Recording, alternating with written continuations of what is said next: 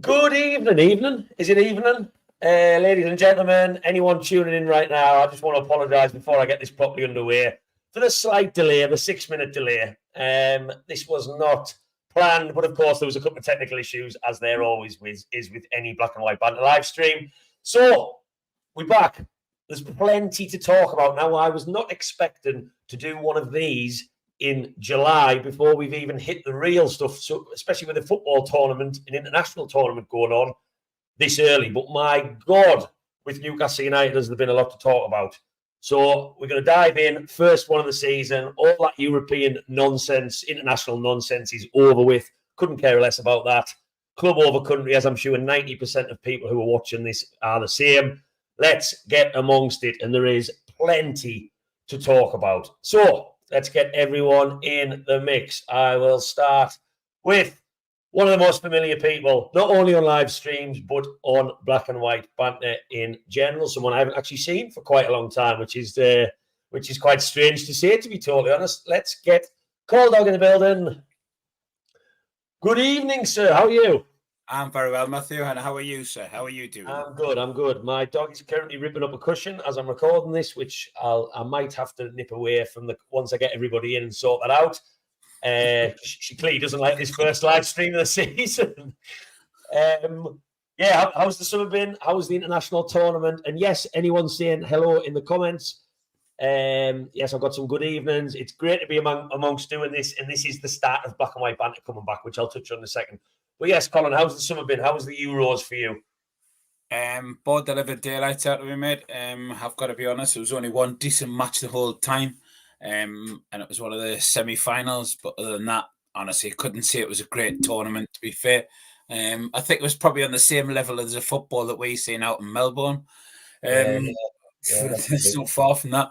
But yeah, it's a great summer. I mean, we know the summer's still in full swing, but football season's not that far away, really, is it? It's quite scary. It's not. I just want to go on record and make everybody aware that Colin is actually, I don't know whether he's mentioned this on any live streams previously, he's actually from Scotland originally. So it wasn't England, as some people watching this might think he was supporting. And he did have a very short tournament to watch. I just wanted to get that. Yeah, but you've never asked me why I support Newcastle United, and I've always been honest that I'm a Ouija. I was born in Glasgow and very proud of it, and moved to North East when I was a little boy, 5 or 6 year old, and that was 49, 50 years ago. I know I look a lot younger. I know, I get it. I don't have many comments to it in saying that, but we'll see. We'll see. I started supporting Newcastle through a cousin of Joe Allen, who used to play for Newcastle, scored in his debut when Jack Charlton was manager. And his cousin Andy Allen gave us a choice. Who did I want to support? Which team? And I didn't have a clue what he's going on about because I was just in survival mode back then because it was a bit rough for us. And I ended up supporting Newcastle United for that reason because I had to be in that gang and I had to learn to speak like them or get my head kicked in because I had a funny accent. And here I am now with an even funnier accent. But here we are now in the digital age, right? Let's get some more people amongst this before we dive into the nitty-gritty. Again, all familiar faces from anyone who's watching these last season, which is great. So we've got straight back amongst it. Let's get Lee in the building. Good afternoon. Lee, oh, is that the new top I'm seeing just on that you done on there? It is. Nicey nice. What is your thoughts on that before I ask you how you are? That's more important. Let's ask what you think of the top first. Right, priorities. It's a nice bit of kit, isn't it? Obviously, hopefully it'll be a bit better than the last lot did. So, I was going to say our last Adidas era wasn't probably the best. Our last couple of seasons before we changed over to Puma. But Lee, how are you? I'm all right, thanks. Summer's been all right. I had a bit of football to keep us entertained, but it was a bit garbage again. To be fair, you make a good point. I'm lacing into international tournaments. If that had been a full summer with nothing, probably would have done a couple more of these first and foremost. But my God, the summers without tournaments are pretty long indeed. Hello, everyone. All the comments coming in. I love to see that. Oi, we got oi-ois, we got welcome backs. That's what I like to see. Lovely bit of community amongst all of this. Hello, Lee. How are you, Cold Dog? All right, mate. The club versus country debate, Lee. I don't need to ask you which one you are more. I'd probably boot off anyone on this call who said they were more country, to be totally honest with you. But Were you devastated with how England went out, or was it one of them? Like for me, it was. I dusted myself off quite quick, and then it was like right on to Newcastle straight away. That's just how I've always been. But for you, was it tough? Yeah, I mean, it was a bit like going through the tournament. You're just kind of waiting for England to get knocked out. It was just like, well, we'll probably get knocked out. Oh, well, we've got through. Well, we'll get knocked out. It was only the actual Sunday where I actually started thinking, oh, hold on. I might actually get to celebrate a victory for the first chance in my entire life supporting football. Yeah, well, funnily enough, and then that got ripped away from us within 24 hours. So, yeah. Well, funnily enough, we are going to divert back to England. I don't probably need to tell anyone why. That will be one of the topics of conversation. Not because we're going to review the Euros. My God, are we not going to do that? But there will be an England topic. Right. Last but certainly not least, someone who's been having a couple of technical issues, just almost as bad as what I normally do. So I hope Adam's echo problem that we were just discussing before we started this live. Adam. Yeah, exactly. That's what it was like. As we shall find out. So I'm going to get Adam in the building as well. Last but certainly not least. On another new top, I'm feeling a bit, I've gone for retro Adidas, but I'm feeling a little bit. Collins repping Dwayne Johnson, I think.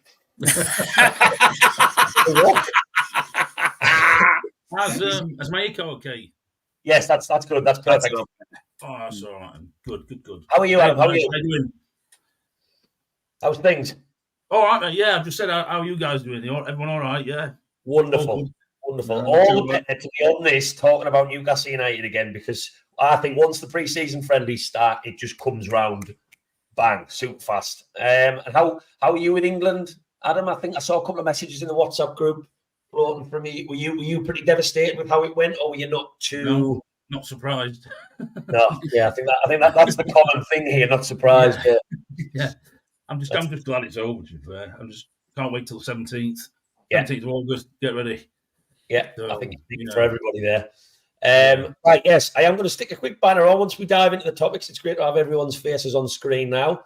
As I did at the end of last season, please, any questions for the end, start them with hashtag BWB and I will scan through. And that just makes it easier for my eyes to pick them out. Because if I look through all the comments, hopefully there's quite a lot of comments coming in, we can go through them. And it can be as random as you want. Like if anyone wants to know how many Yorkshire puddings maybe Lee's had today, whether he's a 1 or a 2 or maybe a 3 or a 4 sort of guy, get on the questions. We'll go through it. I'm curious about that as well. It was the first thing I wondered when he dived on. So get on and let us know. Anything you want, started with BWB. Right.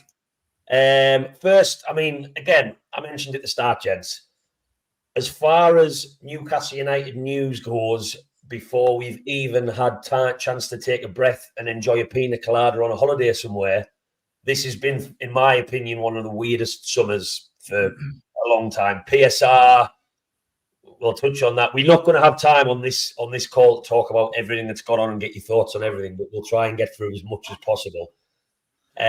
First place I really, really want to start is, if it'll load up, is these two people leaving. Now, I know anyone watching this might be like, wow, that's old news. Well, this is the first one I'm doing. So it's not old news. And for me, this is massive, massive news in terms of Newcastle United. Drink, I sort of disagree with you on this. I looked at this in two formats. I think that these guys done a wonderful job bringing, the new owners to Newcastle United, and they've made themselves quite wealthy through it as well. They've come away with a pretty penny. But one thing happened, which I think has led to them leaving, and wasn't that to do with the big case they had against Mike Ashley, whether or not the outcome happened. It brought a bit of sourness to them too, I think, in some ways. But the biggest thing, these guys probably had an exit plan, and this was probably within their exit plan. I mean, they've made money out of this, and they've gone away with their heads held high because there have been a great communication between the club and the fans, and the interactions. Wherever you went, they were there. At home. You remember seeing them in America with me, and we were talking to Mia Medrad, and it was. I'm not totally gutted about it because not one person is bigger than the football club, but we're not being told the full story while they've left. But it's not as bad as I think you all think it is. Well, I mean, obviously, this is what I was going to touch on. So, I mean, for me, I'll dive around the room, and this is a lot of these debates that we're going to have today, which I like in a lot of ways, and the comments as well. Now, I'm not the best at sharing, guys, as we talk, and I will admit that, but I will once the debate gets up and running, and I'm seeing we're not too far into comments and whatnot just yet. I will try and share your opinions on the screen as well. But all I think on this first and foremost is, I know, Colin, you just alluded to this maybe being the plan. I don't think in less than 3 years Mairdad and Amanda ever plan to leave after that amount of time. I do think they always planned on leaving. They have no history of running football clubs, which, again, is a different point for a different day that we'll touch on. For me, I just look at this as you've already mentioned, Colin, Amanda is going through a lot of financial issues right now. She's lost a court case against Mike Ashley. My God, just saying those words annoys me. Anyone losing a court case to Mike Ashley, because you're going to assume that he's the one who's probably been a prick. But now she's got this ongoing court case with this Greek gentleman, I believe, off the top of my head after researching it last week. And there's been a bankruptcy claim put against her on this. She could potentially lose between 3 and 4 million if she loses this. This is ongoing. And with these sorts of things, you can't be working for a football club with those sorts of things going against you. So I think that's one factor where she's kind of said to Mairdad, look, this could be a good chance. But what I think ties in nicely with them leaving is all of these cooks that are now in the kitchen. There are so many cooks. Paul Mitchell, Mr. Bunce. I always say Mr. Bunce because I always forget his first name. Please, someone feel free to remind me of his first name. Is it David? I always forget his first name. Darren Eales, who's now at the forefront of everything. We've seen him in America from Premier League USA weekend. We've seen him all over the place. It gets to a point, in my opinion, where Mairdad and Amanda, who don't have that history of running football clubs, these guys know what they are talking about with getting the club to where we want to get to more than these, in my opinion. And they leave with their heads held high, clubs in great hands. Amanda never gave up and got rid of us, but it just seemed like the right time. So that's just my side. I'll come to you. I'll start with you, Adam. Firstly, how did you feel when you heard about this? And does this concern you, or are you taking quite a calm approach to this? What's your initial thoughts on them two leaving the club? I was shocked. I didn't think it was real when because it just happened. It was just like a matter of a day, and it were out, and it's like, wow, didn't see that coming. But then these people are really professional people, and they know what they're doing. And I think there's been a plan in place, or something in place where they knew this would happen. Maybe, like you said, not after 3 years or whatever. So yeah, I was surprised at the time, but now I'm not surprised. I've heard something about Chelsea being mentioned about Amanda Staveley. Again, once you maybe sort these financial issues out, do I think Amanda's absolutely loved being part of a football club? 100%. But do I also think this is where the bias glasses come on? With that being said, do I also think Newcastle is a very unique football club where the fans are like obsessed with everything that happens? Like the smallest tweet can be shared 200,000 times about the smallest bit of news. It's interesting the thought of going to another club. So a question I'll come to you with now, Liam. I'll dart back and then I'll come back to you, Colin. I've just asked Adam what his first thoughts were. Does this worry you, Lee, in any way or not? Or are you very much of the mindset of safe hands at the helm? Yeah, I mean, I'm thinking it's more safe hands. I mean, when they took on the club, when the club was taken over, we had one director at the entire club. Yeah. And so now we've got an entire team of directors, all very, very highly qualified people operating every single department in the club.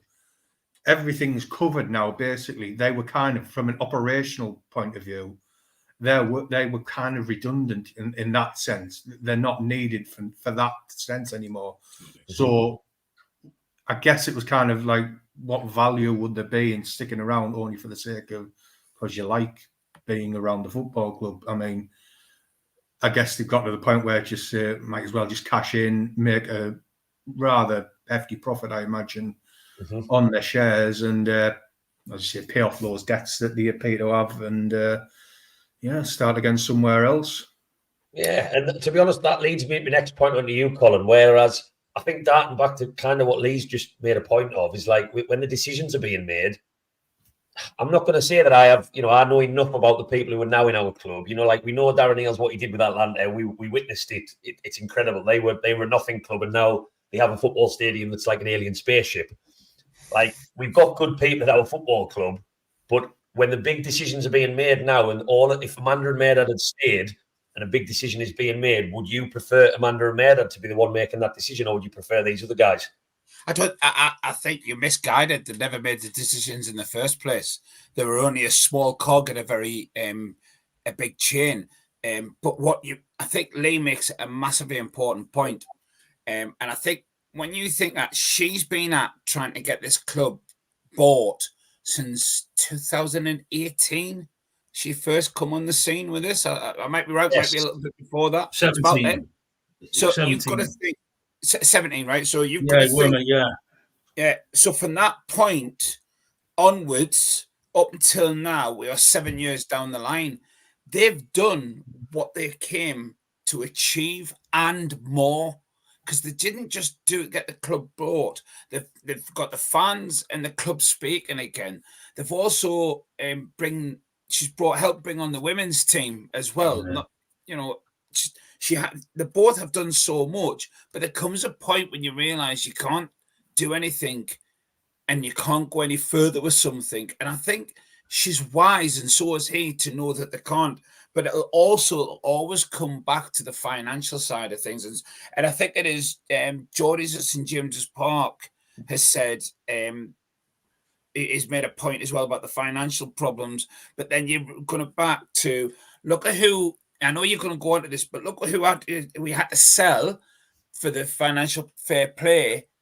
And financial fair play is directors can't have certain things against them, like what she was having against her. So that is. I'm just going to stop you there. I'm going to let you continue this for about 30 seconds. My dog is currently making my living room look like it's just snowed, like Christmas morning. So I'm just go for it. We'll continue. I'm going to let you keep talking just for 30 seconds whilst I sort this Christmas problem out. I think, do you know, overall, lads, I think when you look at what they've done, could they have done any more with the club because of the people who's come in? The new person has come in and took over from the guy. I'm sorry, I can never remember his name because he annoys me. The guy went to Man U, and the person I annoyed the hell out of me every time I looked at him. But to see what he's been taken over by a new guy, there's got to be a little bit of a power struggle happening within a club anyway in the first place.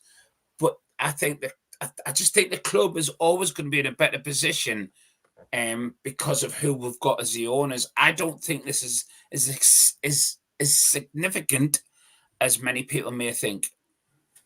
Yeah, and I'm just going to put a comment on the screen, which has been said. Now, the only reason I've never, even when I did a video about this last week, like my own YouTube video on this, I didn't mention this. I know Sarah's alluded to a health playing a problem. The only reason I've never reined in on this is because we know about Amanda's health problems, but we have never been led to believe that they've deteriorated in the past.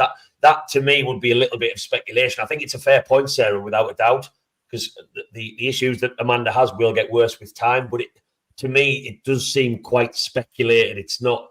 It's kind of like putting 2 and 2 together and trying to get that 4. I don't think it's ever been reported anywhere that her health's got worse.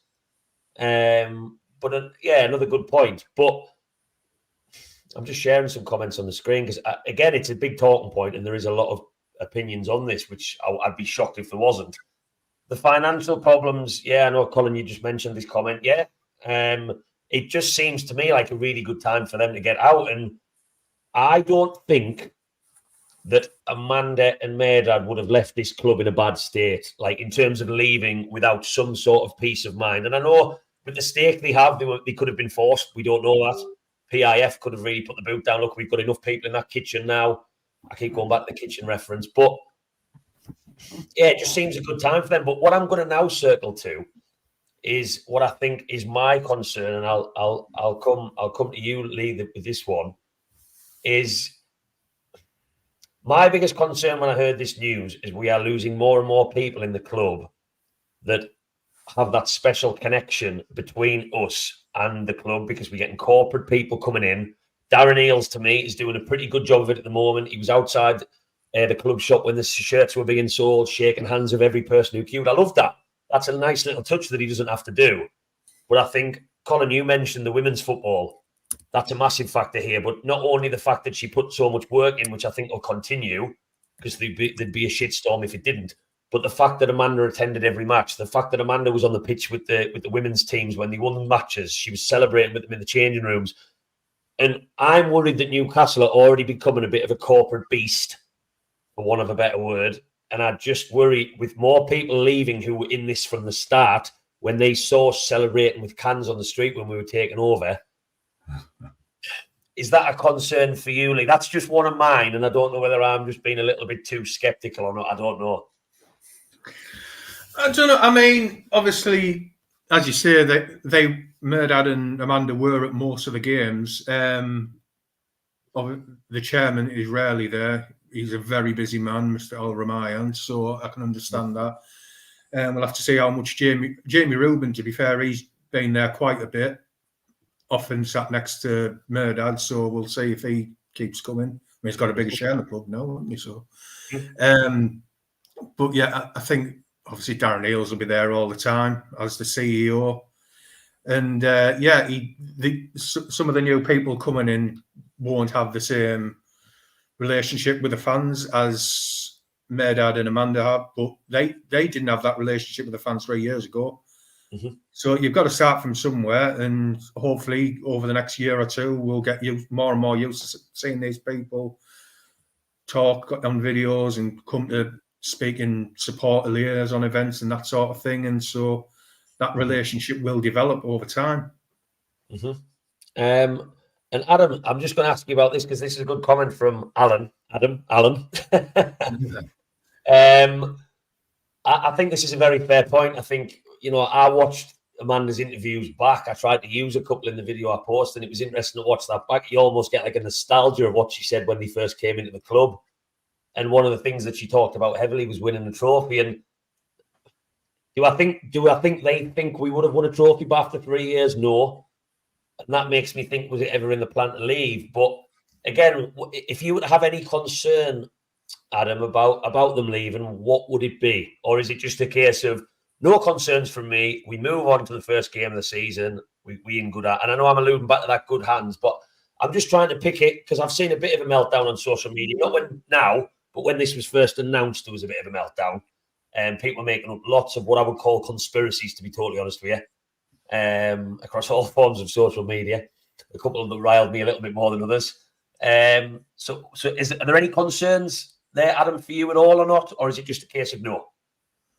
No, I can't really describe it as, not for me personally, I'm concerned. I think they were forced. I think they were probably forced out, having to leave because there's rules or regulations in place with all their financial issues. I think there's more to it than what meets the eye, and I think, well, they both love that club. Yeah. And I don't think they would have left in 3-4 years. They wouldn't have left in this timescale. I think there's an issue, but I don't think it's an issue towards Newcastle United. I think it's an issue in their life and their financial situation. And I think the time to cash out now, that's probably my only thought I've got. But I'm not worried. These people, as I said before, these people know what they're doing. They're the best in the world, and that's why they're the richest in the world. That's the thing. It's nice to hear that, Adam, because again, I think there is a bit of this where we will never trust an ownership model in our lives as fans. And I know we've had so much shite that's probably why we're sceptical about anyone who walks in the building. We will never trust an ownership. And PIF, you can argue, are a little bit like, whoa, PIF are like a crazy, like they make big decisions every single day and they've got all these different companies across the world. But it hasn't been too bad so far in terms of decision making. And I don't think Merdad and Amanda were the ones who dictated every single decision. I think there was some great ones that they've made and they've pushed for, but we just maybe have to have a bit of faith with, rather than panic. An interesting comment that's going to open up a slightly different debate before I move on to a couple of other things is a one from Mick here, which is very, very interesting. I would rather be a bit of a corporate beast and win stuff. Now, for me, it depends, Mick, what we are talking about by corporate beast. Now, that survey that came out a long time ago, made me feel very uncomfortable. I look at a club like Manchester City, who, yes, they've done things probably illegally. They've got memories, their fans who've been there from the start to last a lifetime all over the place. I'm not for a second saying that I wouldn't want any of that success. But for me, it's all about at what cost. It's all about at what. And I would love to sit down with maybe like an older Man City fan who's been there, done it for 70 years. Because I look at the Etihad and, you've still got the diehards who go to the away games and they never miss a match. And that's still there. Your cause there. But at what cost does Newcastle stop losing its identity as Newcastle? That's the corporate factor that worries me. I don't know what you gents think. I think where you've got to realise the big difference between us and Man City and Newcastle United, you've already mentioned it, is the Etihad. It's a soulless place. It hasn't got that passion from the fans, even though they're there to support them. And we've actually still got St James's Park, and it's going to be kept, and they're going to build it onto it. So we're keeping that core with keeping St James's, which I think is humongous. It's if somebody said you were going to build a new stadium up on Leazes Park and it's going to hold 110,000, I would say most people will vote to keep St James's Park, and it probably has been done that sort of poll. But that is the big difference. And you talk about corporate. Newcastle United, like every other club, has always had corporate. Always. They've got to have corporate to help them survive in the past. It's different now where sponsorships are different, but you still have to have corporate there to make a stadium tick. Mm-hmm. My biggest fear, I think, if I'm allowed to say it, is I always go to Amanda because it always seemed to be her. It was there. But the connection she made towards fans, and again, not that I follow the ladies' team, I'll be honest, but what she's done for the ladies' team, I hope Newcastle United keep that going. I think and learn from that, and they keep that going on both sides. I hope they keep the connection towards the fans, because I'm old enough to know that many, many times throughout the history of being a Newcastle United supporter, we've heard nothing but radio silence from that club. Mm-hmm. I don't see a world where the women's team, I totally get what you're saying, it has to be continued, but I'm seeing, I don't know where anyone's, again, I don't follow women's football, I won't claim to, the women's game. I keep an eye because your news feed lets you keep an eye, but I'm seeing them signing a lot of players. I think they've nabbed the goalkeeper from Sunderland, who was a really good player. There was a Republic of Ireland player that came on my feed the other day. They seem to be making waves in the transfer window, which is nice to see because they've obviously had the promotions. Now, again, on the corporate thing, it's interesting. I know Matty shared a comment who I have the pleasure of speaking to most match days on the steps. When I'm doing my interviews, he always walks past. We always have a big crack. And I've already heard this story about losing seats to corporate. And I know there has to be maybe a bit of give and take with that if we are to branch out a little bit more. But it's these stories, these little things that just concern me. And that's not me saying I would rather none of this happen and we stay still. I just want to make that clear. I just think it's when you've only known things one way, what makes Newcastle so unique. It's just a little bit scary. I don't know. Like, hear fans about losing their seats that they've sat in for years is not nice. It's not. I'd feel exactly the same if my seat in the strawberry corner got ripped up tomorrow for corporate. I'd be devastated because it's where you want to be. But yeah. Hold on a second. Wait a minute. What happened when they built a new stadium and all them fans, me included, used to go to St James's Park past the pissiest, smelliest toilets in the world and come underneath the scoreboard and spread all along the Gallagher, and you all stood against the concrete barriers, right? You tell me any fan that would want to have that back over the Gallagher that we have now. I tell you, I wouldn't want that back again. The memories were good, but I'd rather have what we've got now.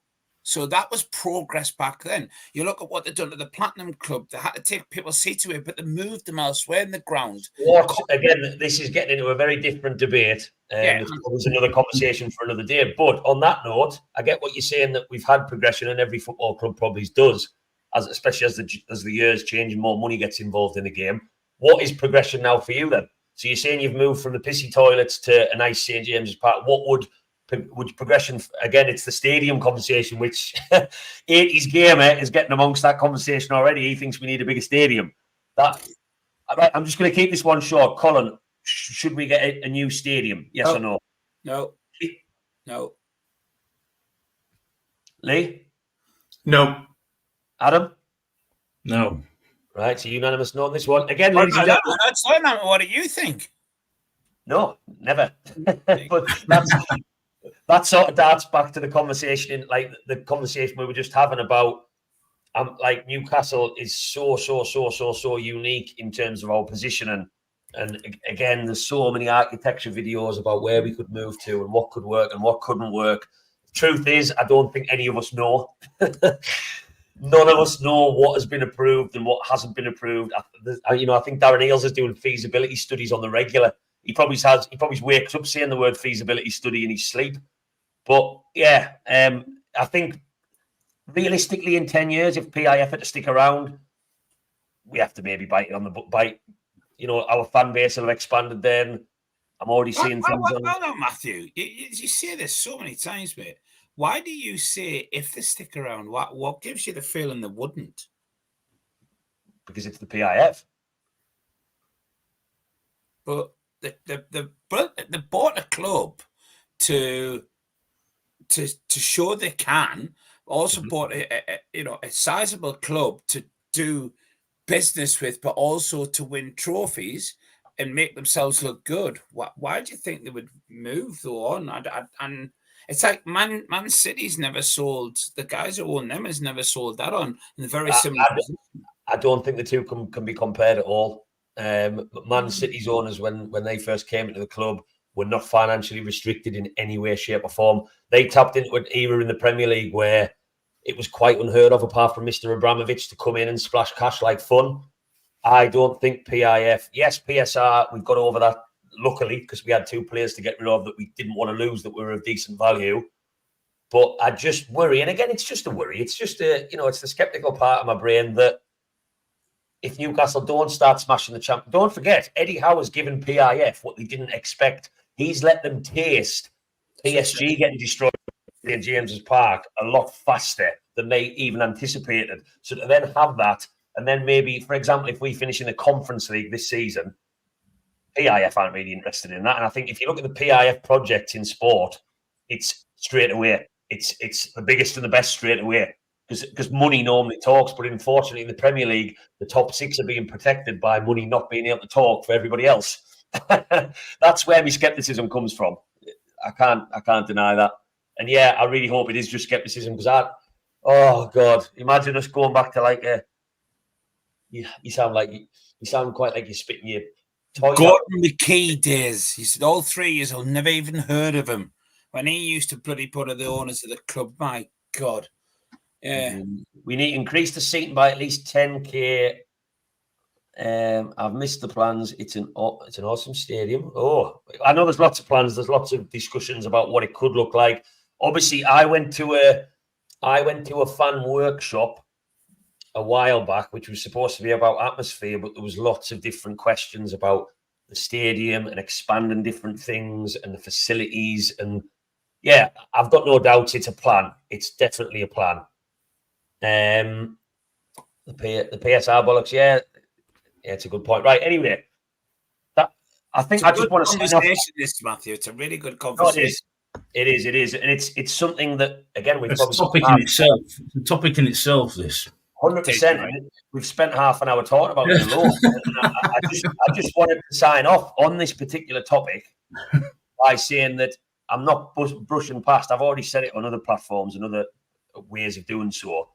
But let's not forget, and I'm going to include Mairdad in the conversation, but it'll always be Amanda. It'll always be Warm Andy. She literally did not give up on Mike Ashley and taking over our football club. And I think no matter no matter how many years it's been, she will walk into the big market, maybe go in Cozy Joe's. She'll get asked to go up and karaoke with people. She'll get bought a double vodka Coke, a drink of her choice.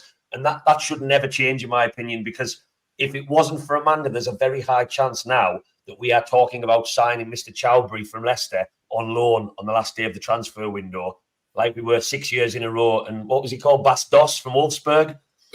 Under Mike Ashley, and selling all of our best players. So yeah, I just want to sign off by saying, not on the video, but on this topic, by saying, Amanda, Merdad, Newcastle folklore, in my opinion, and that might sound extreme to some people, but genuinely, I do think so. Anyway, next topic. It's not as much of a. These are all feeling quite negative topics, but it's all the news that's come out, and there's only certain things I can talk about. Let me just get my banners out. Actually, let's get my photos out. Next one. This gentleman. I'll start. I'll get the question on the screen. I'll start with you on this one, Adam. Now, firstly, I mean, there's so many things we can divulge in this. Firstly, do you think Eddie Howe is as high on England's priority list as what the media are all reporting? I'm sick of hearing his name on Talk Sport. I think every day last week when I was working, it was Eddie Howe on Talk Sport. Somebody was saying he was the right man for the job.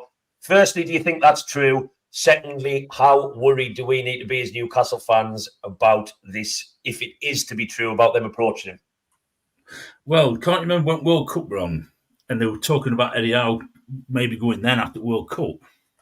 Mm-hmm. And it's always been there. And then obviously after this Euros, I don't even like talking about this because I think it's a load of shite. End of the day, Matthew, I don't think we'll ever know what the situation is because we get snippets of information we can only speculate on. Mm-hmm. I don't think Eddie Howe wants to go for England manager's job. I think he has made a statement, but there are now two of these statements he makes that he's not ready for that England management role. Mm-hmm.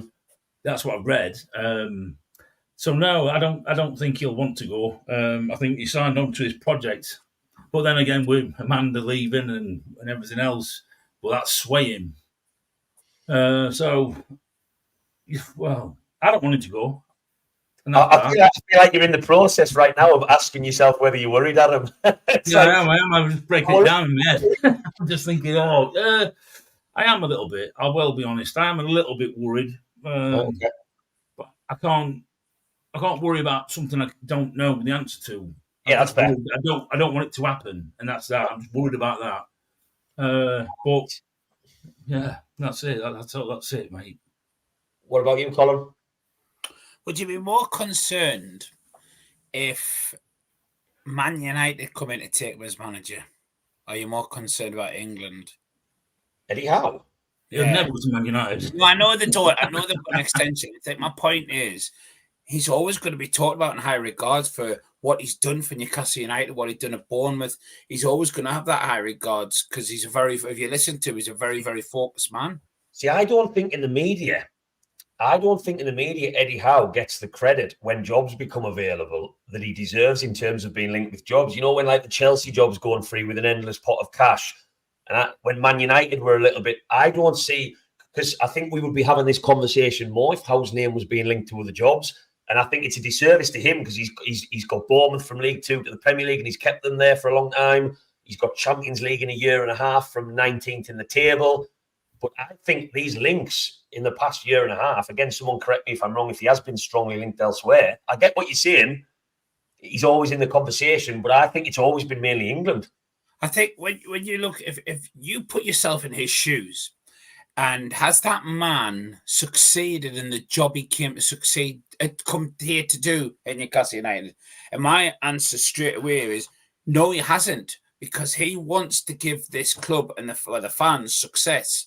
Now, is success getting us into Champions League, then we get knocked out? Is success getting us back into Europe? Success to us, and success to me, Matthew, we've talked about this. I've talked about this with a few people.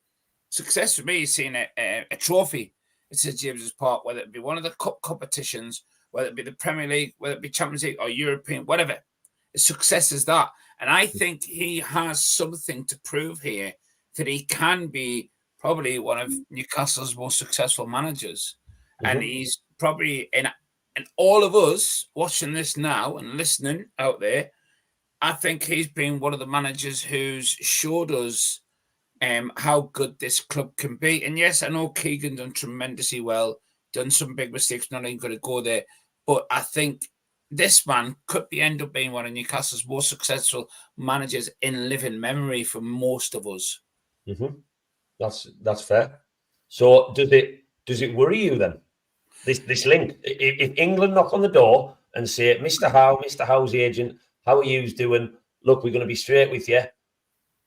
You are our number one target. We love you. We think you'd take England to winning the World Cup in 2026 in America. And he hears that and his ego. And I don't think Eddie Howe gives a damn about his own ego. I just don't think he's that way inclined. No, I but agree.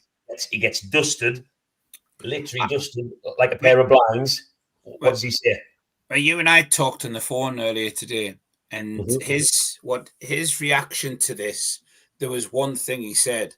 And I can't remember, I kind of paraphrase it, but what I will say, what he said, and I heard, reading between the lines, was, I need to be allowed to do my job and bring in who I want for this to succeed at St. James's.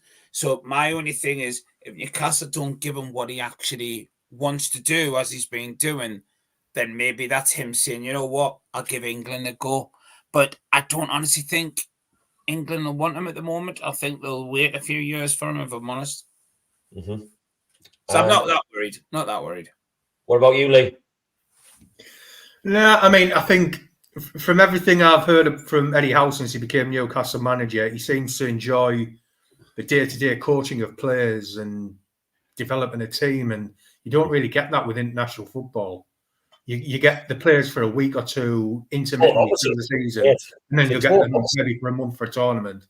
You can't develop players. You can't make a team in international football like you can in club football.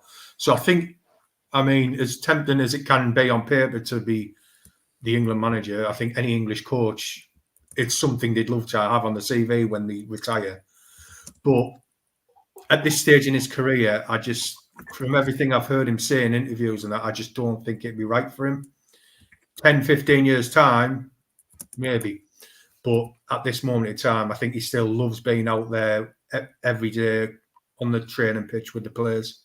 Well, it's interesting you say that because, again, I've been so busy. I have wanted to do a video about this where I've tried to go back in time a little bit. And I watched, first interview that came to mind when I heard about Howe being linked with England was his high performance podcast with Jake Humphries.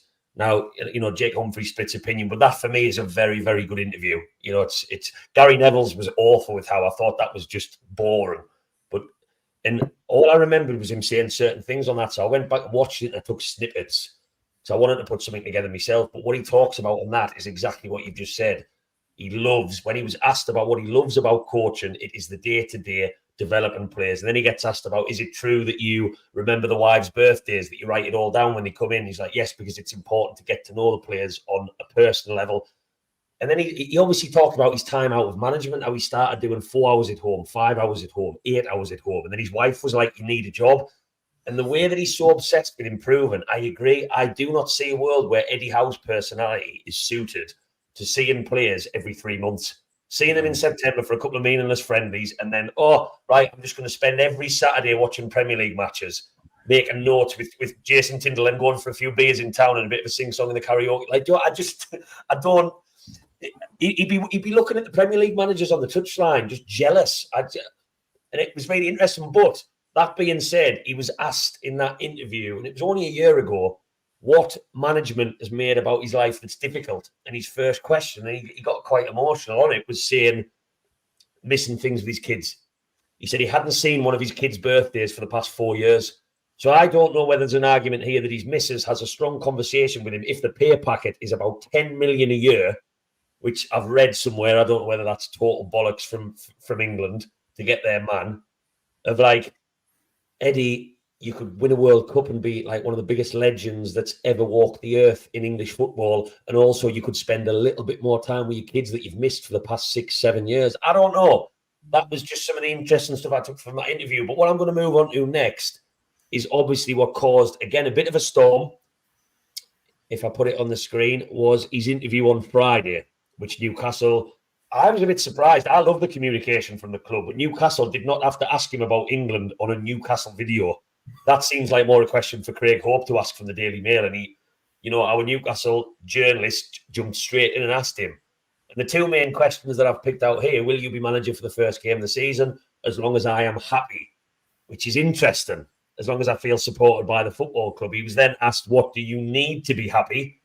He said he's loved every one of the relationships, me and Maydad and Amanda, of course, because they've disappeared. That's brought success, and we're in the flux of change. I can't say with a definite answer what will lead. I hope it leads to everything that I've just said. That could be easily the case, but it needs to be that way for Newcastle, and obviously he's deflected away from himself. So, again, I'll stick with you, Lee, on this one before I go back around the room. I'll take that off the screen. Sorry, I think my dog is just about to start barking, which will be lovely. She'll get involved in the conversation. What did you think about his interview on Friday? And what are you reading between the lines with what I would read as very unusual for Eddie Howe to make little statements like that? Because we remember Rafa Benitez. I know a couple of people on this call don't like that name. Rafa Benitez used to do this with the media. Yeah, there's one head shake, and I thought there would be. Rafa Benitez manipulated the media to his own advantage with Ashley, and I feel like there's a little bit of that with Eddie Howe, because he will have had scripted what he was answering these questions to say. So what do you think about the interview, Lee? Yeah, I think it maybe was a little bit of a, obviously, message to the board that, yeah, in an ideal world, he wants to remain as Newcastle United head coach and take the club forward. But as been alluded to, I think he wants it on terms that are agreeable to him. He doesn't want players suddenly being signed above his head without any consultation, that sort of thing, and players maybe being sold without his consultation. Maybe that's what's happened because of the PSR thing. Maybe he didn't want them to be sold, but they've been sold, so maybe that's caused some ructions. I don't know. Mm-hmm. But yeah, it is a bit unusual for him to kind of not quite have a dig at the board, as it were, but yeah, to make those sorts of comments, as you say, kind of reminiscent of the sorts of things that Benitez would say. Mm-hmm. And they didn't really work for Benitez because Mike actually couldn't give a rat's ass. But yeah, it did kind of remind you of the sorts of things that Benitez said, where it was basically saying things in the media to try and just kind of. And, sorry, Lee, I didn't mean to stop you there.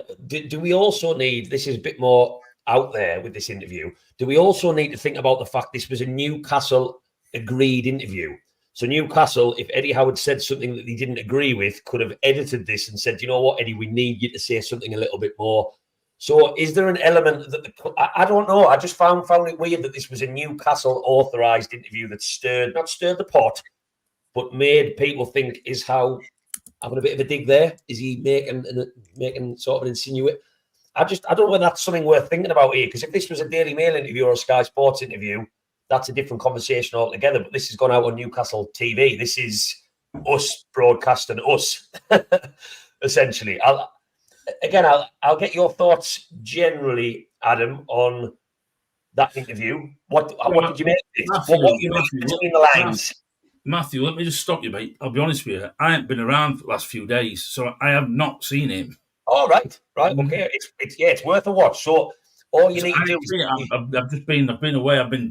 And I've not seen that interview. I've had to really speed read that thing you've just put on. Yeah, I can put it back on the screen. I can put that back on the screen, no doubt. I just took it off just so the viewers could see our beautiful faces a bit closer. That was the only reason I took it off. These were the two. It's a long interview, but these are the two main questions that I thought were the most interesting. You can read a lot into them.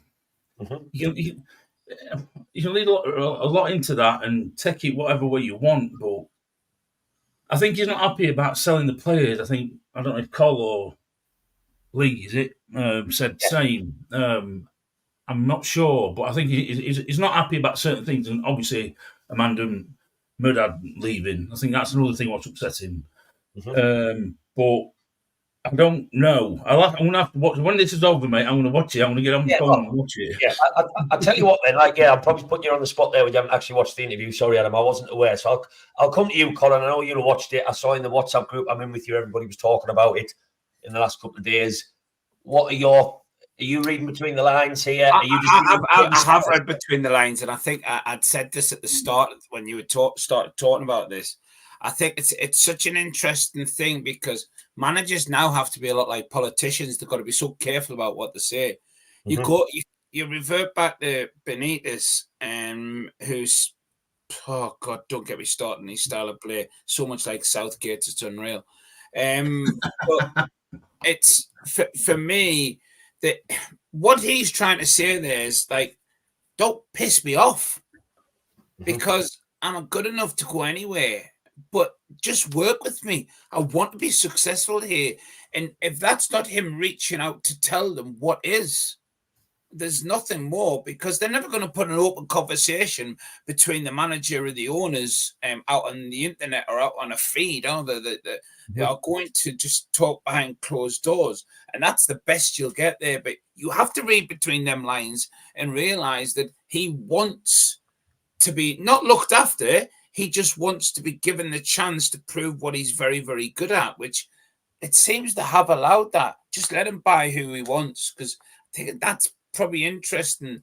What would pay him off if they sell a player he doesn't want to be sold under his nose and just say, we've let that player go because we need that money to buy these? I think he'd be absolutely steaming at that point because he works well with so many of the players. Definitely for me. You've got one last thing. This man turns players round. He does. You've just got to look at Anthony Gordon, for God's sake. That's where Southgate was the biggest prick that's ever walked for me, not giving that man a chance. But I'm a Newcastle fan. I'm bound to say that.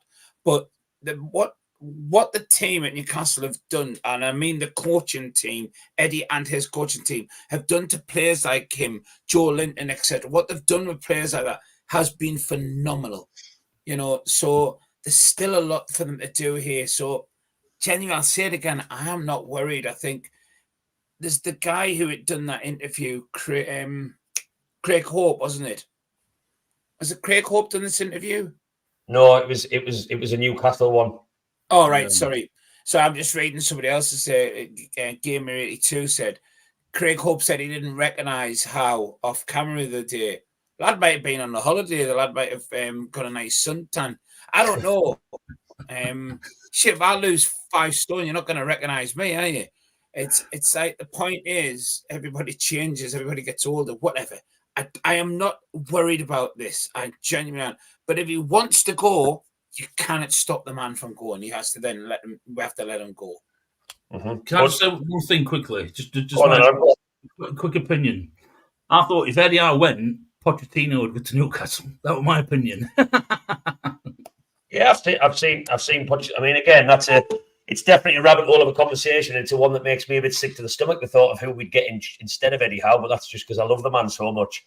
But yeah, I've seen Pochettino's name linked. Now, I'll dive back to the comments because, again, I don't want to ignore everyone. It's just difficult to get the discussion going with so many things to talk about and also share everyone's opinions, but there is a lot on this.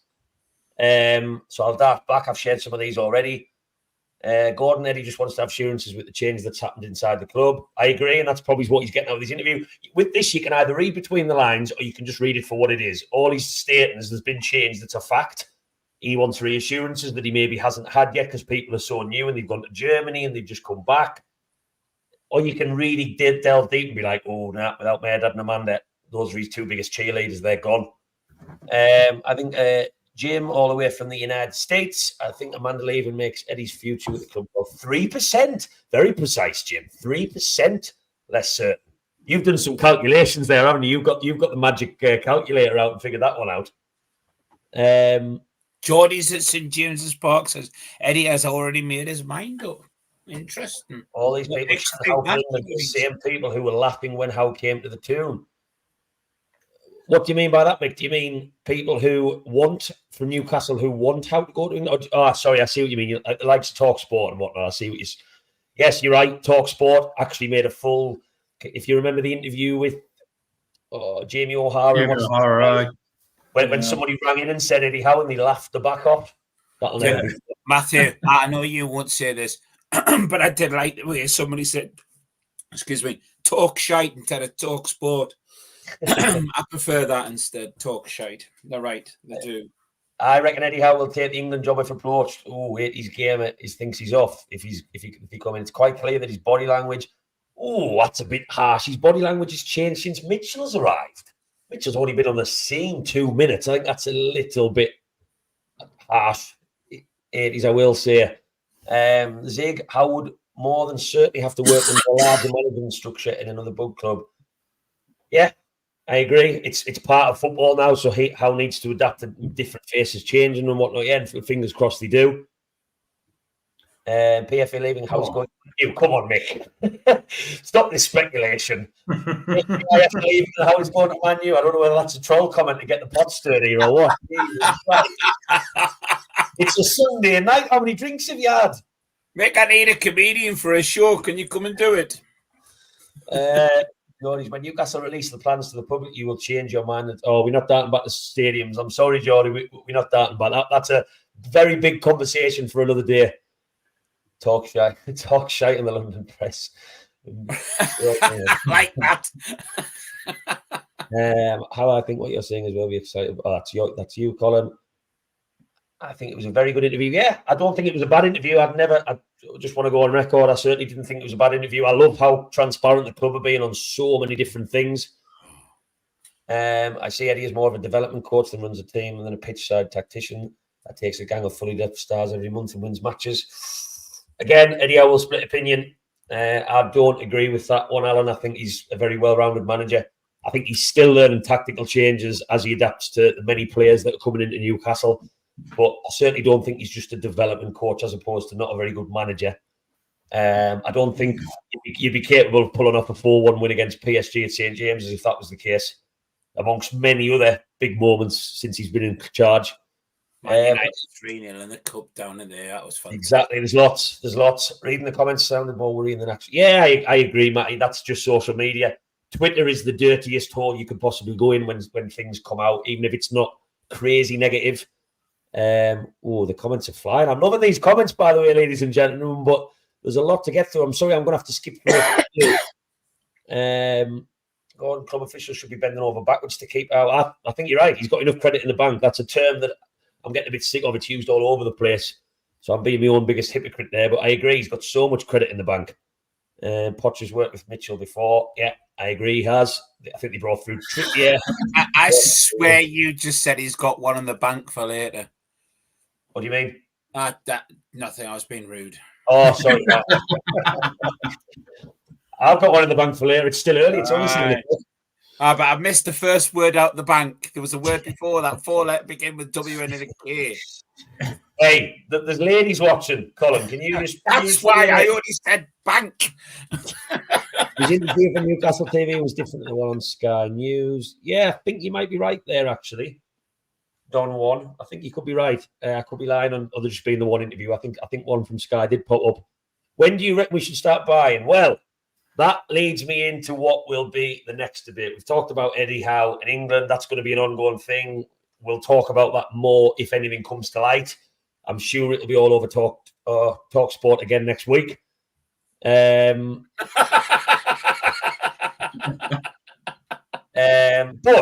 sorry, just before we do move, yes, I know what you're reading. Right, let's start back. Here he is. Two coin a phrase. There we go. He always comes in with some one-liners. Actually, two coin a phrase. Oh, that's the clues in the title a little bit. To be honest with you. Yeah. I mean, I did share, just before we quickly move on, I think the biggest point here for me, and I'll put the photo back on in a second, all Eddie Howe's talking about, which would, I don't know about you guys, if I was in a workplace and there was so much change all at once and you lost people who had recruited you, that is unsettling. And I saw this image this week that I'll just quickly share. And I think this sums it up. This photo sums it up. Eddie Howe, yes, he's looking to the right. Mr. Darren Eales, who he knows quite well now, with a big questionable pair of sunglasses and a funny smile on his face. But then I'm looking around the room and he's got like Mr. Paul Mitchell, who he has to build such a quick relationship with so fast to actually allow us to get transfers in. You've got Mr. Bunce, which I believe must be this gentleman in the green to the right, out of the two. And they all stood round in a circle. And Mr. Silverstone and, Mad Dog Tyndall showing off his calves there. But all stood round here. Eddie Howe's got to get to know these people so fast. And I think all he was alluding to in his interview is, if all these new people want me and the project and the goal is still the same, I'm happy. And I saw this and I'm like, if this was me in my job and the people who recruited me left, oh shit, right? So they might have new expectations of me. A new guy who's in charge of transfers has changed. So you've got to build a relationship, make sure you are on the same wavelength. I just think there's a lot of change for how to adapt to. And I look around all of these people and I think there's some really good people there for our club. And that goes full circle to Amanda and Maydad leaving in good hands, I think. Yeah, that was just something I wanted to sign that conversation off on because I just thought it was an interesting photo. And that's how sad my little life can be at times. Next question. And again, I'll make this run over a little bit longer than an hour, as you've already noticed. Well, I started now, so that's bang on an hour. But this one, I'll get that photo off the screen. Gentlemen, the transfer window now. I was in a WhatsApp conversation today in my Black and White Banter WhatsApp group. If anyone would like that, by the way, just let me know. Lee, and I've mentioned it to you, Colin. Lee, I know you're not in it. It's got about 300 people, and if anyone would like the link, please just let me know in the comments, and I'll read back over them at the end, and I'll try and share the WhatsApp link if I can be technology savvy. 300 Newcastle fans talking every day about Newcastle topics. It's great. It's a lovely little community. And that was a conversation today about, look, the transfer window is open now, but our pre-season starts on Saturday. And Eddie Howe ideally would want bodies in. Let's face it, he would want to be bedding them in Japan. He would want them maybe amongst the mixing Hull. Firstly, again, Colin, I'll start with you on this one. I think Adam's had enough. He's out. He's out. He's done his hour. Yeah, so pissed. I'm watching the soaps. We only get £5 an hour for this. You need to pay more. Don't tell him that. I'll have someone onwards. Colin, you've talked to me about this today, and I think I know that you're going to say you've got a slight concern, but transfer window, pre-season in 6 days' time. What's your thoughts? Oh, if you believe anything the paper says, we're going to lose 2 big players, but I don't believe them. I think there's a lot for them players to do here as well. We're in desperate need of a striker. Callum Wilson, for me, he's done a great job, and it could be I don't think he'd want to be a bench sitter. I think he wants to be on the field playing, and I don't blame him. But he's too injury prone for me. And lo and behold, they're trying to sell him, and he's injured now. He's had an operation. So we desperately need a striker. It doesn't have to be a big name. We just need a really strong, somebody who can, in between an Isaac and a Shearer-esque type player up there, to help us score more goals. We've done quite well on goals last season, but that's where I say we need to fill in. And unfortunately, a lot of people are going to have a go at me for this. Is I know they just bought a keeper. We really need a really strong keeper, because De Bradford's a really good keeper, and I think he's a good second choice, and Pope's really good, but he gets that one more injury and his career's over. And right, so I'll rephrase the question a bit, Colin, because I'm going to try and do another live before I go away to Japan. Maybe I know I'm not one, sorry. That was going to be a question. Please come. There's a lot more topics to talk about, and I'll try and do another one on Wednesday. I think that'll be the more suitable night for us to do one. But what I want to make this about, I know I've already got comments coming in about what we need, which I'll try and keep that to a position conversation. So you've just alluded to a striker and a goalkeeper. I'm not going to get into names. I see Matty, you're throwing some out. Apologies, Matty. We won't do that tonight because there's so many links, and now that we're a bigger club as well.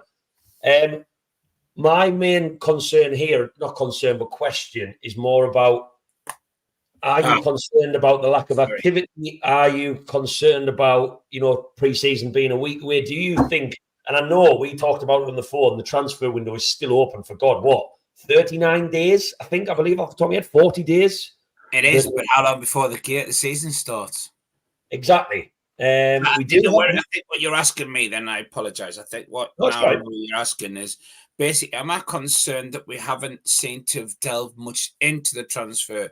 I think the issue you have, like every other club, is you've had the Euros and Newcastle. Although you and I went out there, I think it was a big mistake going out to Melbourne.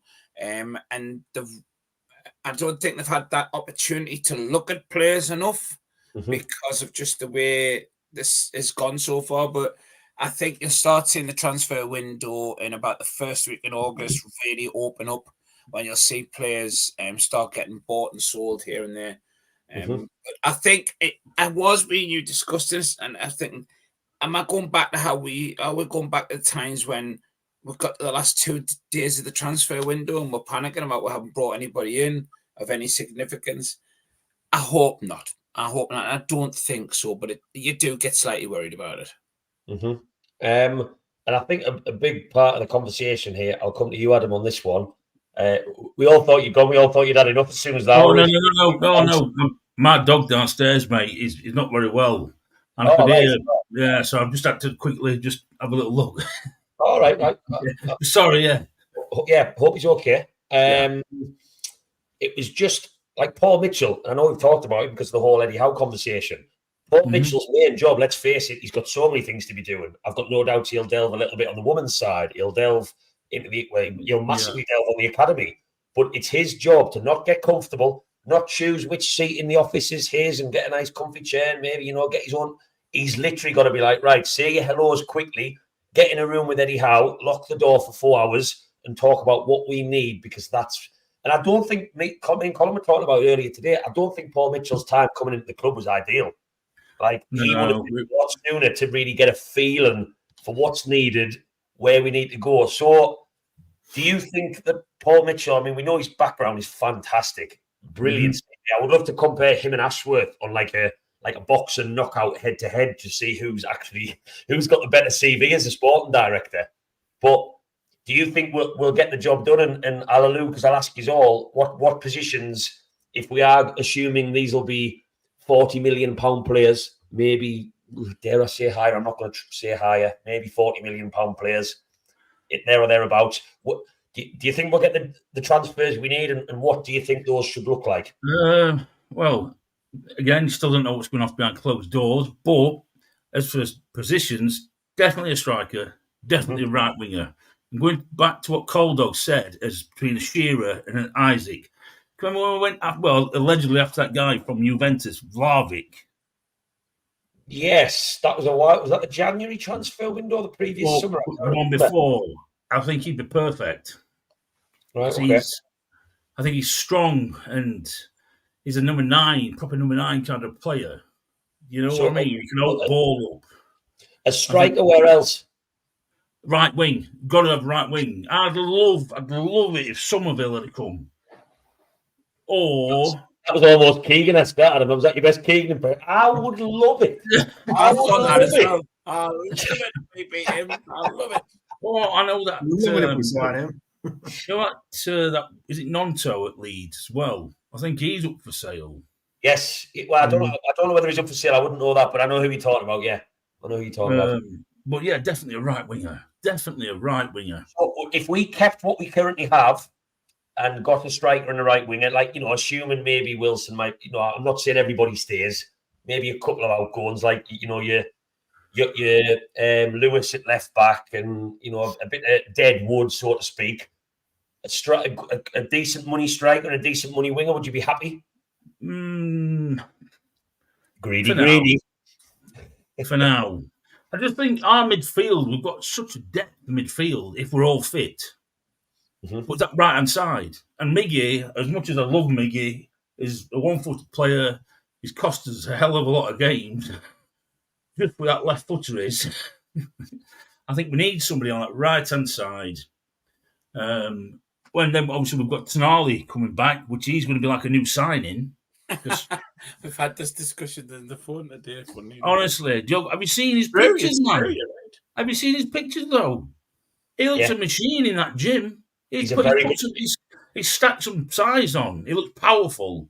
He's a very, very good footballer, and I think we do all forget that. And yes, we all worried about that long out the game. He's probably never had this long out the game where he's just training since... Yeah, but he's trained every day, mate, hasn't he? He's been there every day still. Yeah, that's important. Yeah. Yeah. He's had plenty of time to check the horses out, though, hasn't he? Yeah. I would say Colin's hero week, but that's only less than 5 hours of the week left. So luckily, he is hero week, but he hasn't got very long until the weekend. Can I just put in here? Can I just say, how old? I'm going to go around. Does anybody know how old John Ruddy is, the keeper who they brought in? 41. About 80, ain't he? 37-year-old. Oh, I thought he was 41. It's just a box ticked, isn't it? It's just a box ticked. He's the Scott Carson, any of He the is. of the He team. is. Yeah, Right, yeah, okay, yeah. sorry. He's just Honestly, I thought he was over 40. I'll be totally honest with you. Gillespie, I know he must be good crack. I've got him on Instagram. He looks good crack. Looks like his stag do was class. He looks like morale must be on top level when he's takes them all to Cozy Joe's, which I have got very good sources that led me to believe that he does go to Cozy Joe's on the regular. Very, very close sources to that place. I think Ruddy's a very experienced goalkeeper who I would dare say is a much better goalkeeper than Gillespie. Who, we watched him in Australia, Colin. I know it was kickabouts, but my God, Gillespie did not do himself any favours in Australia. Apart from the clap he got off the Australian fans, he was atrocious. He was. When our kids got murdered, you're at least hoping your goalkeeper makes a couple of saves, keeps them in it a little bit. My God, he was letting everything in. And you were talking about American, these guys, some of them are playing in American leagues, which is basically all third division. They were absolutely, that match was atrocious. I know it was only a friendly, it was shit. And I'll come to you. I'll come to you, Lee. There's been a lot of, which is what I was maybe alluding to at the start, but I've diverted a little bit. I go on my Twitter every day and someone makes a ballsy tweet basically saying Almiron's still at the club. Wilson's injured again. We've brought in a free transfer from Bournemouth. We've brought in a backup goalkeeper. And there are still nothing else looking like it's in the pipeline. I understand that argument and people aren't happy. People are unsettled. Where do you stand on that? Are you of that same mindset to a degree with pre-season a week away, or are you still quite? It's a key thing I'm asking on everything today. Are you quite relaxed about Amanda? Are you quite relaxed about Eddie Howe? Are you quite relaxed about the transfer window? Yeah, I was. I mean, if at the end of last season you'd have said by the first proper pre-season game, would you have liked to seen at least one major signing come through the door? And absolutely yes, but it looks like that might not happen. I think if we're getting another 2 weeks down the line, sort of getting into August and nothing's happened, then I'm starting to get a bit uneasy. Mm-hmm. I mean, it can happen. I mean, I think we saw last summer at West Ham, they basically signed no one until the week before the season started. And then they just burst into life, bought that Alvarez, Ward-Prowse, Kudus, and they ended up having a good transfer window. Well, I think it's a fair argument, Lee, that maybe with Mitchell coming in later than what we all would have liked, and he does need that bedding in process first to do a lot of scouting quickly. Maybe this might be a one-off window where Howe doesn't want last-minute signings, but with Mitchell and the new people coming in and all the conversations that have to be had, this might be a one-off summer where we just have to bite the bullet that maybe things are done a little bit later with this new restructure than what we might have planned. And, should the players be in Japan? Yeah, that would be an ideal scenario. But are we also helped, and I'll ask this to all of you really, I've never known Newcastle in my lifetime have the start to the season, touch wood, because that's famous last words, because the Premier League is a very difficult league. The first 6 matches for us, I've never known us have a 6 matches like it. We should be getting some points. Maybe we are helped a little bit with later signings coming in by the fact that actually our first team squad, we all forget because we had so many injuries last season, was pretty good going into the start of last season. It was pretty good. We almost had 2 players per position. Yes, right midfield, Murphy or Almiron. I'm not a huge hater of Murphy, but it's almost like choosing for dessert. Like, I'm trying to think of some good examples. Mediocre options for dessert, yeah. Are you hungry by any chance, Matthew? No, actually, I've had a Sunday dinner. I haven't had any dessert, anything sweet since. I've just had to put up with your threes banter, which wasn't quite the dessert I was planning this afternoon. I'm only joking. Is it a problem if we sign most of our? Cheers to you too. Is it a problem if we sign most of our players in the last week and a half of the window? Is that a huge deal? Just because we think Eddie Howe doesn't like doing it that way? I think obviously we've seen in the past players can take a while to fit in under Howe. It can take a while for them to really understand the system, what's expected of them. So the later they sign, they're not just going to delay their eventual settling into the team. Yeah. So from that aspect, you'd much rather get them in the door earlier rather than later, because then you've got more time to settle in. So hopefully by like September, they're bedded in. But I guess needs must, as long as by the time we get to the end of August and we've got those key positions that they're looking to strengthened, then I guess the ends justify the means. What about Just thinking, lad? Sorry, I'm just thinking. Don't you think that sometimes they're keeping the card close to the chest with signings? Always. That's what I mean. And it is going to like later than what we want it to, but maybe because we've had them hijacked, haven't we? We've had transfers hijacked. So are they doing it that way and keeping it low key? Then they're just all of a sudden they're going to come out, bang, here you go. It'll just explode. Deal, fee agreed. Yeah, it's done, dusted. Nobody even knew about it, really. Don't forget, Lloyd Kelly coming in. He was a free transfer. You have to act fast on free transfers. So Lloyd Kelly had to be done early because he would have gone somewhere. His agent is actively putting it's almost like us putting a CV out if we lose a job or we're looking for something else. You put it everywhere. You ring recruiters and say, right, I'm looking for a job. What can you sort us out? That's what a football agent essentially does. So Lloyd Kelly had to be brought in. And then you look at the Forest goalkeeper. Was that part of it? We'll scratch your back, you scratch ours for PSR. We don't know. They paid us 35. We maybe paid them 10 million. I don't know for the goalkeeper. I'm not going to try and pronounce his name. Wasn't he a free? I think it's a good point, Adam. We've always. I mean, look at Isak. I can't remember how many days of the window left. We brought Isak in for 65 million. Nobody's seen him days left. And that was all because Callum Wilson suddenly got injured, wasn't it? Yeah. And it was. I think that's the next year they just went out and thought, we've got to do something here, bang. And it was signed within a few days. But nobody knew about Isaac. Nobody knew about him coming. He just what bang here, £60 million striker, boom. He just landed, didn't he? I don't think I asked you, Lee, because we dived into a bit of a different conversation because I got them from Colin and Adam. What two positions? I'm saying two. There's a very high chance we might sign 3 £30 million players. I don't know what our budget is. Nobody does. That's the really annoying thing.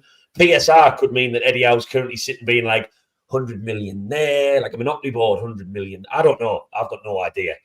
But if you're going to say two positions, what would they be? Say £40 million players a piece. Right wing, definitely. Yeah. I think that's number one. Mm-hmm. By the sounds coming from the club, I think they see right centre back as the next one. Mm-hmm. For the striker, I don't think we're going to get a 40 million striker to sit on the bench. That's fair. You've got to be looking at it like a young player. Yeah, surely. you want. I think for striker, I do agree we need someone there because as much as I like Callum Wilson, we just can't rely on him to be fit enough for the season. Mm-hmm. That's where you need a decent young prospect, a decent young striker. Someone like that Moukoko is apparently available from Dortmund for 20 million euros. You're talking about something like that. That sort of player, like who maybe isn't at the level an elite level at the moment, but who potentially in 5 years could be at that level. Mm-hmm. To be honest, I've never known. This is an interesting window where, like, you're getting opinions, and I'll share some on the screen in a second about what positions we need.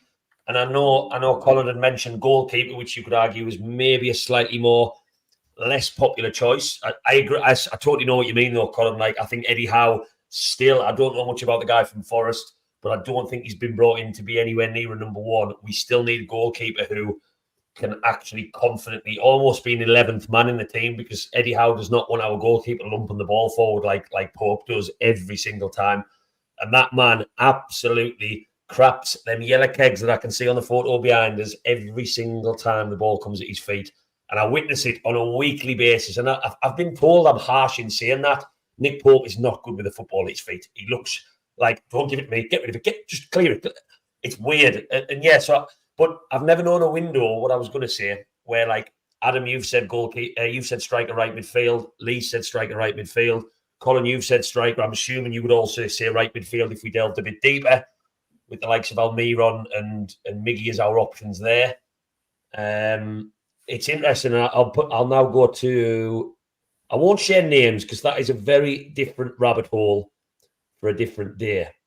Where we I think my little bit more worry about the transfer market is we've got a couple of players. Yeah, right winger and forward. Sorry, I'm listening, Colin. I'm just lots of people saying the same He's positions. out at the start of the season, isn't he? Because he's got an injury still. He won't be back. It was 8 weeks, but that was from what, 2.5 weeks ago. So he might be there or thereabout. But obviously, you've got that time. He's not going to get the first couple of games, Matthew, is he? So no, you've missed pre-season. Yeah. But I'm looking at John Ruddy. According to this, he came as a free transfer. Yeah. He was again. I'm pretty sure he's just ticking a box. It's a massive tick the box signing. Man City still has I can't see a signing one like. I think they've kind of shelved that until next summer.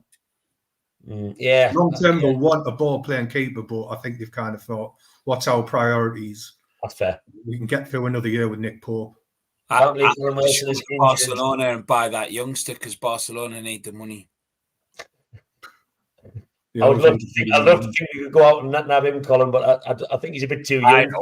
I know. He's a bit too young for raving around in city vaults and sausage rolls. I think he's only 17. It would be a bit of a baptism of his life would go downhill so fast. His career may suffer. One dive. As soon as he sees it with a student card in Empress, you get 2 trebles and 2 shots for a tenner. His life's over. Another young talent lost to the big market. Not concerned. You have trust in the management, and lots of not concerns on the transfer window, which is quite nice to read. Because as it is only July, I think we need to remind ourselves of that. I think there's plenty of time. We've signed 5 players already. Youth teams have signed. Welcome to the mighty win. Oh, is he in the building? Is he? Yes. I want to see on without. Come on within. You ain't seen nothing like the mighty win. Replacement for me. Big money on the right wing. Going for. Yeah, there's lots of comments on the transfers. The window didn't really open until after the PSA deadline passed. Then we got the new director in. Yeah, I agree. The director has just come in as things have boomed off, and that we need to maybe stay.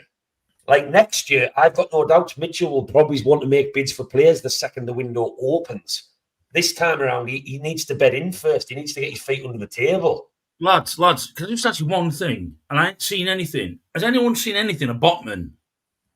Sven, but man, I've heard he's back on the comeback trail. He's started doing like sort of grass work and. I ain't seen a picture. The only picture I've seen of him is flying an aeroplane, Michael-like aeroplane. I think that might mean that you're stalking him, Adam, which I don't want to promote on this. Hey, flight radar, mate. Flight radar. Still need to get rid of God, Ryan Fraser. Did Ryan Fraser not sign permanently? Am I making that up? Have I dreamt that? No, I think he is still at the club. Everyone was saying he was going to Southampton, but that target. I mean, we talk about Jamal Lewis, who I've seen photos of. We just need to get rid of him. He's never been going to be good enough. Matt Target is like the forgotten man, isn't he? It's meant he signed. I believe he's on 150 grand a week, which is the most mind-boggling thing in the world, if that is true. That's always been reported. Yeah, he's only a tenner ahead of Matt. What, sorry? In the wages scale, he's only a tenner ahead of you. I wish. God, I don't think I'd be on a podcast to use. No offense. I think I'd have some very glamorous women as the 3-panel things in bikinis. Hey, 3 very glamorous lads on here. Colin, I mean, this in a platinum club. I mean this in the nicest way possible. I think for 150 grand, I could get more than you with your bookcase behind you. And I mean that in the most loving way possible. Is it a real bookcase, that? Go on, Adam. Is it a real bookcase? I hope so. No, it's paper. I thought it was. He's not smart enough to read all them books. The bookcase is below, you see. The Mr. Men racked up, yeah. Seen them. Is Lewis Hall really worth 28 million? Interesting question. No, he's worth 33 million, according to what I've just read. Sorry. Apologies. But he is probably worth talking about. I mean, I know he was going to sign on anyway, but Lewis Hall's obviously been made permanently, and that's a fair bit of money. But we should have already been budgeting for that, because that was always part of the plan, I think, for him to stay. Lots of comments on the transfers. Apparently you, me and the Mighty Win have always agreed on the goalkeeper. Oh, no, have we not? Have we disagreed on Dubravka, Mighty Win? I think we have when you've had me on. I think I've been brought in to talk about Dubravka. I can't remember whether we agreed or whether I was the elephant in the room. Yes, good point. Very good point. I'll share this question at the end. Everyone who's watching, if you can hit that like button now, I'm terrible for asking this question. It just means I'm asking it an hour and a half in. It just means this video goes to more eyes once it's been posted, so more people will watch this. And all of these conversation topics are relevant for a long time now. Well, I would like to hope the next week or so at least. Botman was in the Garter. I would love to see that. Good pint, cheap vodka. Right, that's pretty much that wrap up. So now we will dive in. By the way, this is going to sound like really, really, really morbid, and I don't mean to come into a serious thing. I just want to make a very quick point, and this is going to be really weird for me, and that's fair enough. Just before I came on this podcast, I got some awful news about one of my friends whose partner's taken their own life. It was about an hour before I jumped on here. Absolutely tragic news. And I just want anyone watching this to just know that if anyone is suffering, just speak out. Literally, just talk. Mental health is really, really important. I don't often go down any sort of serious route. People who know me know that I don't really do serious when we do try and do these things as little as possible. But my God, it is a massive, massive thing. And literally, Black and White Banter, if you've got me on Facebook, you've got me on Twitter, even as simple as a message to Black and White Banter, I do not mind. Anyone out there who's maybe going through a bad time, and I know we all do, just don't put it up. That was just a little, very, very small side note because it was in my head coming on this after I got that really, really, really awful news from about a friend's partner who I actually know. So yeah, please, anyone speak out if you are suffering, whether it's to a friend, a family member, or even someone you don't know. It is better to do so than not. But before we finish the show, I am going to dive in with some hashtag BWB questions. So this is going to take a long time because the comments have been absolutely booming. First one. Don't you think we need to sell Callum Wilson injured again? Yeah, the Callum Wilson debate for me, we won't delve into questions too much because we would be here all night. We've already been on a long time. For me, again, I stay on the fence with this one. I say I'll leave it to the medical team. I would like to hope they can sit down with Eddie Howe and Paul Mitchell and say, nah, this just isn't working anymore. He's not reliable. I would have him now as a third striker if we are going after one in the market, which you would like to hope. Gentlemen, what do you think? Do we get rid of Callum Wilson, yes or no? I'll start with you, Colin.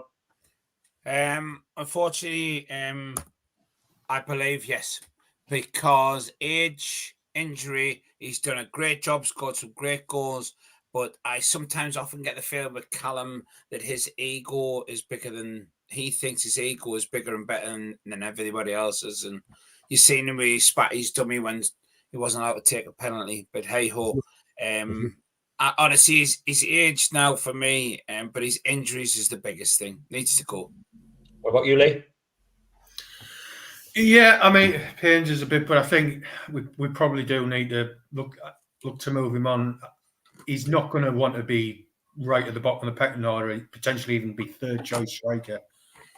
So, yeah, I think as long as you can get a reasonable fee for him, then it might be time. He's been injured about 3 times so far this calendar year alone. I think 3 different injuries. So I mean, totally agree. Yeah. What about you, Adam?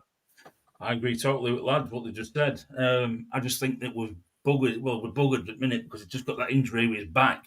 So if we're going to cash in on him in this window, it's going to be like, oh wow, who's going to want to buy him? He's injured. That's a good point. And almost, I don't want to say we'll be stuck with him because that's when he's fit. He's still a very, very good goal scorer. Oh yeah, I take my hat off to him, and he is when he's fit. He is. But I also agree with what Coldog said about his ego. Yeah, he does have one. Yeah, he does. But, there's more to what we say of him, but I think he'd be better suited to moving back down to London and joining a club down there for his last couple of years as a player. Matthew, I've sent you a private chat to show you there was a hashtag in case you've missed it. Right. And near the top. But I like that hashtag from TJ McDonald. I like that one. Do you guys think, I won't go back and try and find this to share it on the screen because that'll take me a bit of time. Do you guys think A&M leaving, obviously Amanda and Merdad, could change the dynamics in the boardroom to the extent Eddie Howe would be tempted to leave sooner rather than later? I think that is the £1 million question that time will tell with. I mean, Paul Mitchell, from my own understanding, I did a lot of digging on his time at Monaco, which I found fascinating. He came in at Monaco at a time when they were spending 500 million. He recruited the manager, and that's a key here. Mitchell didn't recruit Howe, but the type of player that Mitchell likes is young, energetic, works the socks off, but is also technically very good. But the energetic side, the work rate, is a big factor for Mitchell. It was proved in the players he brought in at Monaco. And then if you look at these previous players, you can argue that a little bit at Southampton and Tottenham as well. I think them two are a great fit for each other, personally. So that's a good start. I think the PIF conversation is the wider one. Will PIF be patient if Eddie Howe has won 2 matches out of his opening 6 and drawn 2 and lost 2? I don't like how football clubs operate in the modern world. I'm going to say, would he be tempted to leave sooner rather than later with the England job in mind? If he's not giving reassurances, yes, but I will keep the faith that we've got a nice little tight-knit group who are behind him right now. What about you guys? Do you think he'd be tempted to jump if he doesn't get the reassurances he wants? The dynamics aren't right. I'll start with you with this one. Yeah, Colin just died in. I think you'll find if he does a little likey-loo on here from Howe, I think he'll stay. I think that's all you need. That's all we need. I totally agree with you, Matthew, what you said, genuinely. I really do. I've got nothing to add to that. Mm-hmm. What about yourself, Lee? Yeah, I'm the same, really. I mean, like you said earlier, the fact that that interview came out on the club's channel suggests that it will have gone through some approval process before anything gets published. Mm-hmm. And he didn't have a problem with what was said. So I think it's been a bit of a storm in the teacup, really, and I think all will be well, really, hopefully. Mm-hmm. Yeah, and what about you, Adam? Yeah, I can only reiterate what you just said, what everyone's just said. Hopefully, it's just something or nothing, but everything will be fine. We'll see. We'll see next Saturday at Hull, anyway. We will. That's a very, very fair point.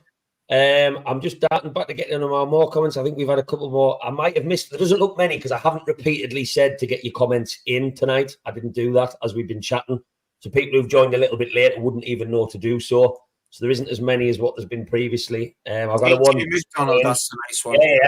Yeah, I've just spotted that one. What's your opinion on Longstaff? Personally, I wouldn't mind selling him. I think that Longstaff needs more time because I feel like he played more football than what he would have ever planned on playing last season because no one anticipated on our £55 million darling from Italy suddenly getting a betting ban and being stuck in Wetherspoons every day, having a breakfast and playing on the slots and whatever he's doing with his time. Longstaff would have been that guy to fill in here and there. I think Eddie Howe would have used him tactically for certain matches. I think Longstaff, we've lost Anderson. Please, nobody forget. We don't want to be prioritising central midfield, in my opinion. We have lost Elliot Anderson, who I was gutted about. Gutted. I think he's a fantastic footballer and he's versatile. Longstaff going suddenly means our central midfield is weak. Unless someone really good was lined up, I'd keep him.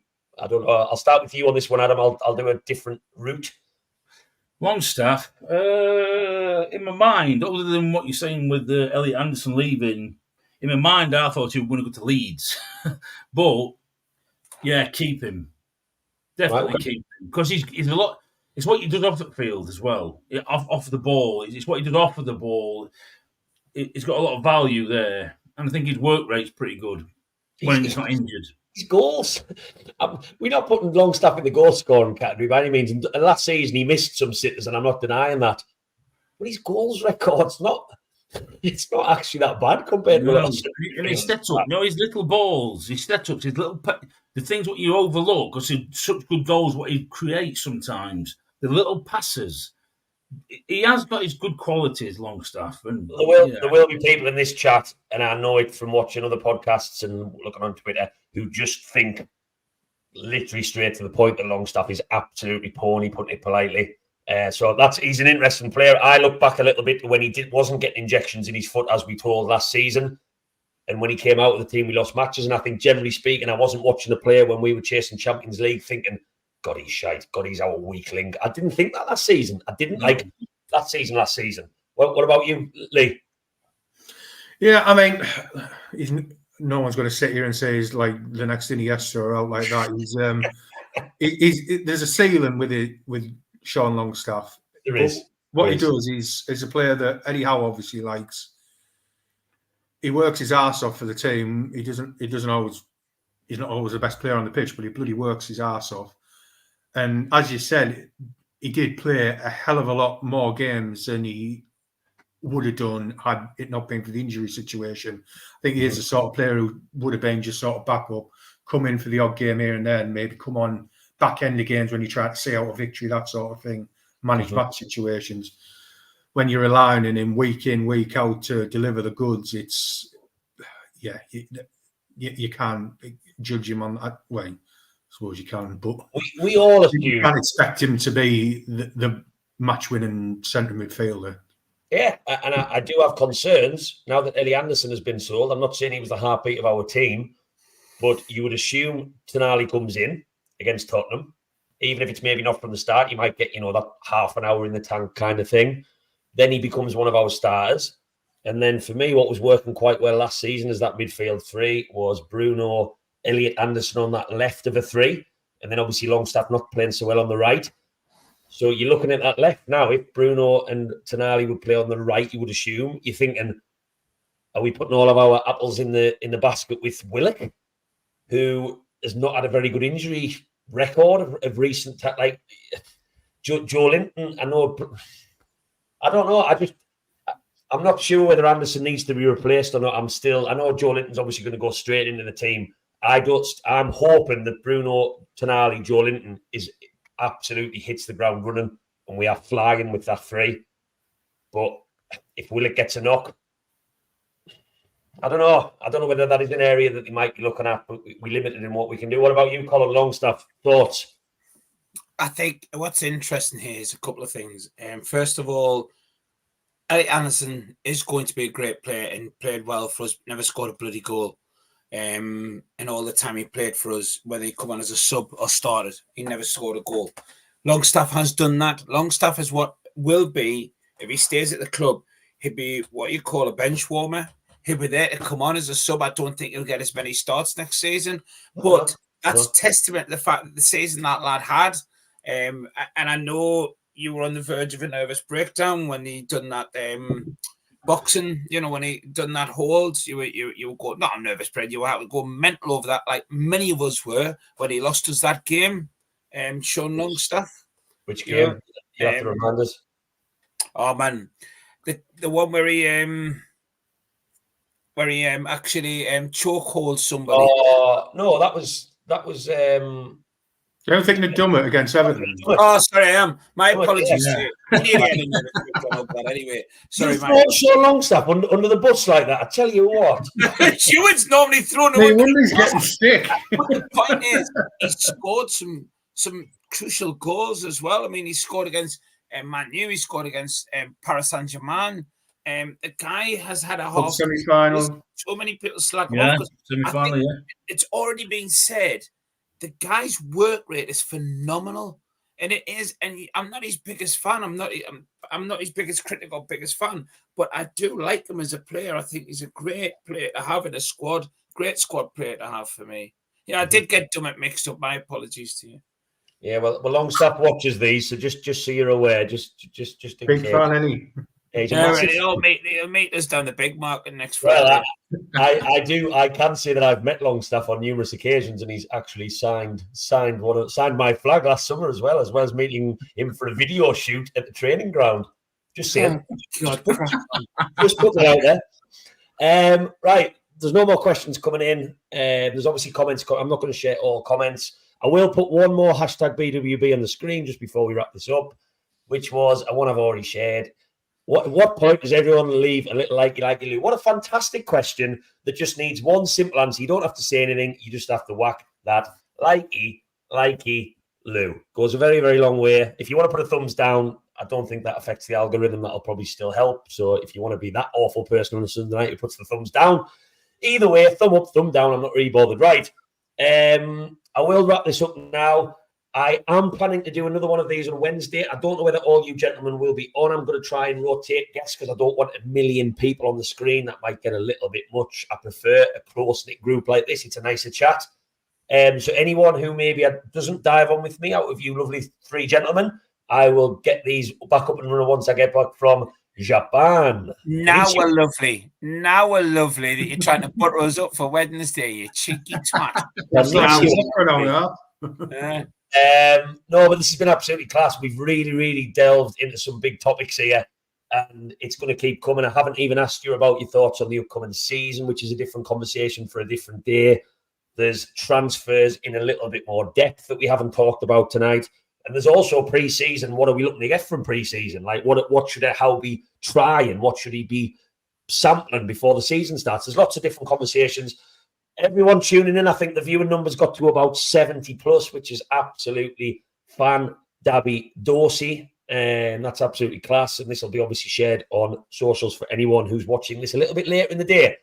So thank you very much all for joining. If you do want to subscribe to Black and White Banter and you're watching this for the first time, I will be going to Japan in 5 days. I'm not. Wait. Colin is not, because he's bottled it basically. Fuck off. He's too busy. It's downstairs for you. Do you want to rephrase that? He's too busy. He's too busy trying to get through all the books behind him.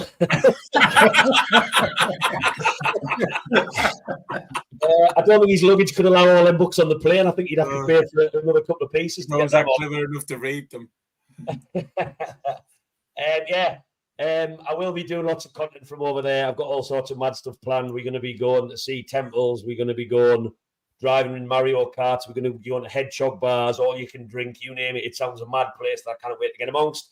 So make sure you subscribe, and I will try and do another live before. Just one thing on your Japan. My sister-in-law and her family's out there at the minute, and they say it's unbelievably hot. I know. I'm packing nothing but Calvin Klein pants. I hope the Japanese don't mind that. I was going to see you in a mankini while you're out there. Oh, you'd like that, wouldn't you? You would. Oh, yes. I think that's probably a good note to wrap this one up to. I was talking about me in a mankini. I'll see you later, ladies and gentlemen. Colin, Lee, Adam, absolute pleasure to have you on. Pleasure to see your faces again. And I will see you all very soon. Away, Eddie Howe's Mags.